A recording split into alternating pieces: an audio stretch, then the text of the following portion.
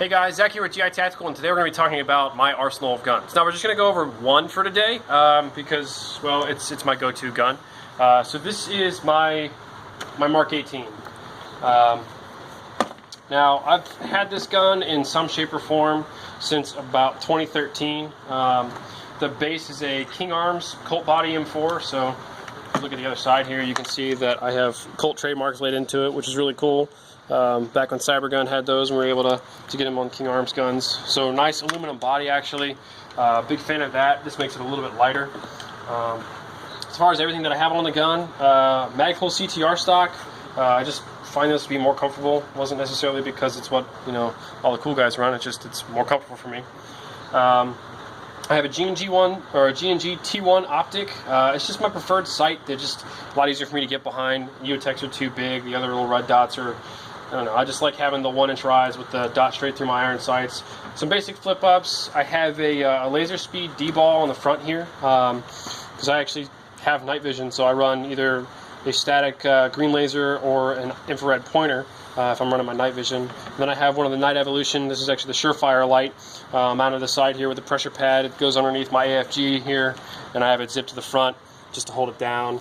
Magpul rail sling attachment point with a QD hooked into it, and a Vickers sling, or a Viking tactical sling, excuse me.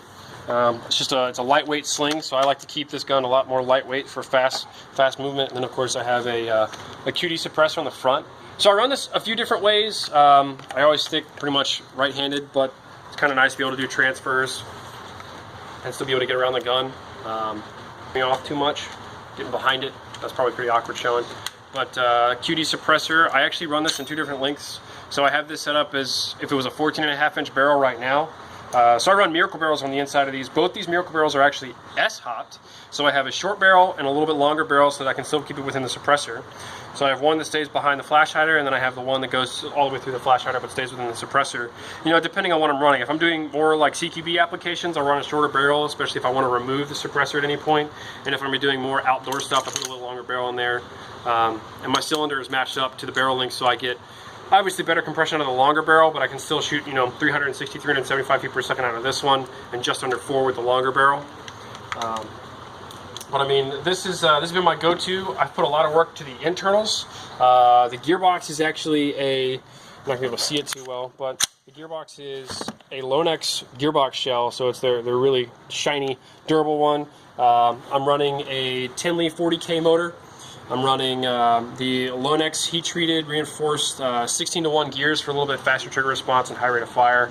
The Lonex Extreme Toughness piston, a M110 spring, the Lonex V2 aluminum dual O-ring cylinder head, and the Magic Box double O-ring piston head.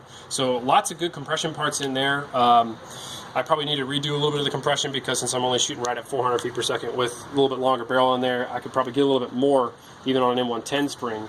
But this has been my go-to gun. I painted it in a nice Cryptek scheme. I'm a big fan of Cryptek paint, or Cryptek style. If I had another upper for this, I'd probably paint it, just the same. Or if I bought another one of these guns and built it up, I'd do the exact same thing. But the Mark 18 rail on there, everything the way it's set up, this is my easiest to operate gun. It's the go-to thing. If there's anything you liked on this that we have in stock, it'll be in the links in the bottom of the video, so be sure to check that out. But this is the first up of my arsenal. We'll see you guys around.